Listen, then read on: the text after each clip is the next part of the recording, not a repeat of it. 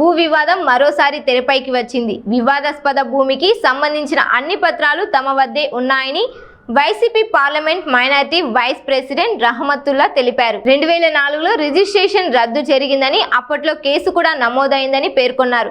ప్రస్తుతం కొందరు తప్పుడు పత్రాలతో భూమిపై హక్కు ఉందని చెబుతున్నారని ఆరోపించారు. భూమికి సంబంధించిన అసలు దస్తావేజులు తమ వద్దే ఉన్నాయని స్పష్టం చేశారు.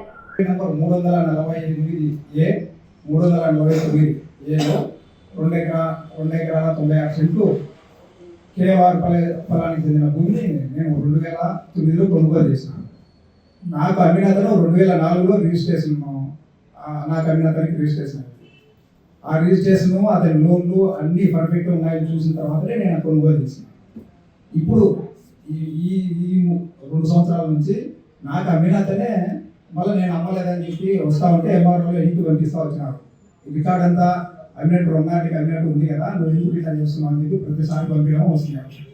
మళ్ళీ తిరిగి వాళ్ళ బంధువులు, కడపకు సంబంధించిన బంధువులతో కుమ్ముకై ఆ భూమిని నేను దొంగ రిజిస్ట్రేషన్ చేసుకునే అని చెప్పి ఒక తప్పు నివేదికతో ఆ భూమిని తిరిగి నా నుంచి లాక్కునే ప్రయత్నం జరుగుతూ ఉంది. ఇది మన గౌరవ ఆర్డీఓ గారి దగ్గర నుంచి కలెక్టర్ జాయింట్ కలెక్టర్ వారి దగ్గరికి వెళ్ళింది. అక్కడ ఇంకా విచారణలో ఉన్నట్లే మొత్తం మా పేరుతో ఉండేటివన్నీ మొత్తం తీసేసి ఆన్లైన్లో వేరే వాళ్ళ పేరు ఎక్కడం, మళ్ళీ వెంటనే రిజిస్ట్రేషన్ జరగడము, ఇంకా పెండింగ్లో ఉండేట్లే.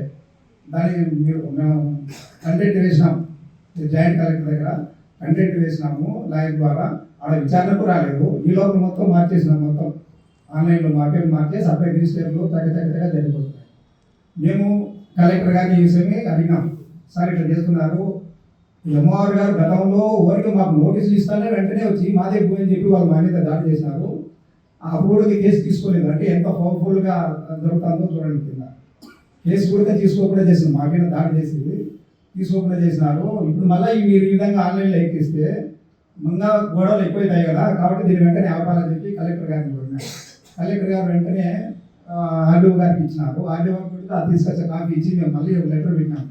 సార్ ఇంతకుముందు ఈ విధంగా జరిగింది కదా, మళ్ళీ మీరు ఈ విధంగా ఆన్లైన్లో మారిస్తే నాకు జరగకముందే విచారణ జరగలేదు, ఎందుకంటే జాయింట్ కలెక్టర్ దగ్గర జరగాలి, ఆ నుంచి మళ్ళీ సీసీఏలో జరగాలి, చీఫ్ సెక్రటరీ దగ్గర జరగాలి, ల్యాండ్ అండ్ రెవెన్యూ వాళ్ళ దగ్గర. ఇన్ని ఉన్నట్లే మీరు ఇంత హడావిడిగా ఎందుకు చేస్తున్నారంటే ఏమీ జరగదు, నేను హామీ ఇస్తాను కదా అని చెప్పినారు ఆర్డీఓ గారు. ఇలాంటి ఆన్లైన్లో ఎక్కడ అలాంటివి జరగదు, మేడం గారి దగ్గర నుంచి అంటే జాయింట్ కలెక్టర్ దగ్గర నుంచి వచ్చినంత వరకు ఇలాంటివి ఏమీ జరగవు అని చెప్పి హామీ ఇచ్చినారు ఆర్డీఓ గారు. కానీ ఇప్పుడేమో జరిగిపోతూనే ఉన్నాయి. కలెక్టర్ గారు కూడా వెంటనే ఆర్డీఓ గారికి మా భారతీయ కిసాన్ సభ్యులు అందరం కలిసి వెళ్ళినప్పుడు వెంటనే దీన్ని హోల్డ్లో పెట్టమని చెప్పినాడు ఆర్డీఓ గారిని. అయినప్పుడు గుడిగా హోల్డ్లో పెట్టమని చెప్పిన తర్వాత హోల్డ్లో పెట్టాలనుకున్నా వరుసగా వాళ్ళు వేరే వాళ్ళ పేరు మీద మార్చుకుంటూ పోతున్నారు. అంటే రైతులకు ఇంకా రక్షణ అంటే ప్రభుత్వ పెద్దల నుంచి ముఖ్యమంత్రి గారు కానీ, ఉప ముఖ్యమంత్రి కానీ, మంత్రులు కానీ రైతులకు ఎక్కడ అన్యాయం జరిగినా వెంటనే చర్యలు తీసుకుంటాం రెవెన్యూ వాళ్ళ మీద అని ప్రతి సభలో చెప్తున్నారు ఎక్కడికి వచ్చినప్పుడుగా. కానీ వాళ్ళు ఎన్ని హెచ్చరికలు చేసినా ప్రభుత్వం కింది స్థాయి అధికారులు మాత్రం చలనం లేదు, రైతులకు అన్యాయం చేస్తూనే ఉన్నారు. మనం ఏదైనా అవసరం వచ్చిపోతే సంవత్సరాలు పడేది ఆన్లైన్లో ఎక్కించాలంటే, కానీ రోజుల్లోనే గంటలోనే జరిగిపోతున్నాయంటే మరి ఎంత అవినీతి జరుగుతుందో కింద అవినీతి లేదే గంటలోనే జరిగిపోతుందా. కాబట్టి దీనిపైన ప్రభుత్వం వెంటనే చర్య తీసుకొని కలెక్టర్ గారి ఆదేశాలను కూడా ఖాతరు చేయడం లేదంటే గౌరవ మెజిస్ట్రేట్ గౌరవ కలెక్టర్ గారు ఊళ్ళో పెట్టమన్నా కూడా పెట్టకుండా వీళ్ళు వాళ్ళ పని వాళ్ళు చేసుకుంటూ పోతున్నారంటే ఇంకా ఎక్కడ ప్రజాస్వామ్యం ఎక్కడ ఉంది, రైతులకు ఎక్కడ న్యాయం జరుగుతూ ఉంది. కాబట్టి దీనిపైన మా గౌరవ అధ్యక్షుడు ఎవరి పేరు మీద రాపించారో మీకేమన్నా తెలుసా? ఎవరి పేరు మీద రాపించారో మీకేమన్నా తెలుసా? ఇప్పుడు ప్రజెంట్ సాగేతు కడప, కానీ వీళ్ళు అధికారులు మాత్రము బెస్తవారిపల్లెవాసిగా చూపిస్తారు నోటీసులు, మీరు చూపిస్తారు నోటీసు. కానీ అతను కడప మొదట్లో ఎప్పుడో దాదాపు 54లో 52లో సబ్ రిజిస్ట్రార్గా పనిచేసినాడు క్లీనర్ అతను ఆ భూమిని అతని పేరుతో చేయించుకున్నాడు. ఇది డికెట్ పట్ట. ఆ డికెట్ పట్టాను మామూలుగా ఎవరికి ఇవ్వడు, గుత్తకు నాటి 99 సంవత్సరాలు మునిగుత్తకని ఇచ్చినాడు. మునిగుత్తకు అనేది ఇవ్వకూడదు. ఇస్తూ మళ్ళీ వెంటనే 2000 రూపాయలకు మళ్ళీ బెస్తవారిపల్లి వాడికి అతనికి అమ్మినారు. అంటే ఒక దిక్కు 95 సంవత్సరాలకు మునిగుత్తకు ఇవ్వడమే తప్పు. ప్లస్ మళ్ళీ దాని వెంటనే 2 సంవత్సరాలకే అంటే బెల్లం బాబు అని ఇక్కడ బెల్ల వ్యాపారం చేస్తారు. క్లీందులో గుత్తకిస్తారు, రైతుకు కాదు ఇచ్చింది. అతనికి ఇస్తే మళ్ళీ బెస్తూరుపల్లి రైతుకు 2 సంవత్సరాలకి 2,000 రూపాయలు మళ్ళీ అతనికి అమ్మేసినారు. ఇప్పుడు ఆ 2,000 రూపాయలు అమ్మిన అతను ఎన్నాళ్ళు చేయించగా మరి కొన్ని సంవత్సరాల వరకు చూసి మళ్ళీ తర్వాత అతను ఎట్లా చేయించుకున్నాడో మన సంబంధం లేదు. కానీ అది దొంగ రిజిస్టర్, అంటే అతను చేయించుకున్నాడు మేము చేయించలేదని చెప్పి వీళ్ళు కొత్త వాదనతో, అంటే ఈ నెల తర్వాత వీళ్ళకి అధికారులకు తెలియదా మునిగుతం ఇవ్వకూడదు 99 సంవత్సరాలు కానీ మళ్ళీ తర్వాత 2,000 రూపాయలకు అమ్మడం నేరమే. ఇన్ని నేరాలు చేస్తున్న వ్యక్తి ఇప్పుడు నాది ఇవ్వండి వస్తే వెంటనే ఇమ్మీడియట్ గా ఏం ఆలోచించకుండా చక్కగా అతని పెట్టు కడప ఆ నోటీసులు ఏమో బెస్తవరపల్లిని ఇస్తారు. అతను మొత్తం ఆధార్ కార్డు ద్వారా అతని అడ్రస్ అన్ని కడప ఉన్నాయి. కడప అతనికి ఇప్పుడు ఆన్లైన్ చేసి పడేస్తారు. అది భూమి కేవలవరపల్లి సంబంధం. కానీ అతనికి కడప అతనికి సంబంధం ఏముండాలి? కడప అతనికి చూపించకుండా నోటీసులు మాత్రం బెస్తవరపల్లి అని చూపిస్తారు. అంటే మమ్మల్ని కన్వర్ట్ చేయడానికి ఫస్ట్ లో అసలు బెస్తవరపల్లి లేదు సార్. ఆ వ్యక్తి బెస్తవరపల్లి లేదు, పొలమే కేవలవరపల్లి పొలం. బెస్తవరపల్లి అతనికి కాని వ్యక్తి, కేవలవరపల్లి కాని వ్యక్తికి మీరు కావాలని బెస్తవరపల్లి అని చూపిస్తున్నారు. అతను రకరకాలుగా నాకు కడపడ ఒకసారి నోటీసులు ఇస్తాడు, వీళ్ళకు ఒకసారి ఏమో బెస్తవరపల్లి ఇస్తారు. ఆయనే తెచ్చిపోతుంది వాళ్ళ దగ్గర అధికారుల దగ్గరే ఉంది. ఒక నోటీసులోనేమో సార్ నాది కడప అంటారు, ఒక నోటీసులోనేమో నాది బెస్తవరపల్లి అంటారు. ఆయనే తెచ్చిపోతాడు బోగస్ అని.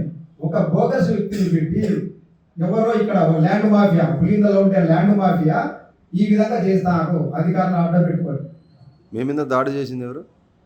నా మీద దాడి చేసినప్పుడు నాకు భూమి అమ్మిన వ్యక్తి గల్లపేట బాబులు రంతులా అని ఇక్కడ ఒక నేర చరిత్ర వ్యక్తి. గల్లపేట బాబు బెస్తవరపల్లి అమ్మినతనే మళ్ళీ దాడి చేయడం. నాకు అమ్మినతనే భూమికి మళ్ళీ భూమి మీదకి వచ్చి నా మీద దాడి చేయడం అంటే మరి దాని వెనక ఎంత కుట్ర జరుగుతుందో మీరు చూడండి. ఈరోజు ఉదయం 10 గంటలకు గజ్జల రమణారెడ్డి అనే అతను నా పైన ఒక ప్రెస్ మీట్ ఇవ్వడం జరిగింది. గజ్జల రమణయ్య ఏదో పెద్ద కూడాలంట ఆయనది ఏదో నా మీద ప్రెస్ మీట్ ఇవ్వడం జరిగింది. ఆయన ఏదో మాట్లాడుతూ నాది ఏదో నేర చరిత్ర గురించి చెప్పినాడు. ఆయన నేర చరిత్ర అంటే ఏదో ఆయన తెలుసో తెలియదో చెప్దామని నేను కూడా ప్రెస్ మీట్ కూర్చున్నాను. నేర చరిత్ర అంటే ఆయన పెద్దగూడలో మోసాలు, దొంగతనాలు, దోపిడీలు చేసి పులివెందులలో దొంగతనంగా ఇండ్లు కట్టుకొని సంసారాలు పెట్టి పెద్ద పెద్దలకు హౌస్లు బాడిగలకు ఇచ్చి, అంటే పెద్ద పెద్దలకంటే డిపార్ట్మెంట్ ఎస్ఐలకు, సిఐలకు బాడిగలకు ఇచ్చి ఆయన చేసే మోసాలకు వాళ్ళ సపోర్ట్ తీసుకుంటూ ఆయన ఇంతవరకు సాగుతూ వచ్చినాడు. ఇకపోతే ఒక ల్యాండ్ గురించి మాట్లాడినాడు ఆయన.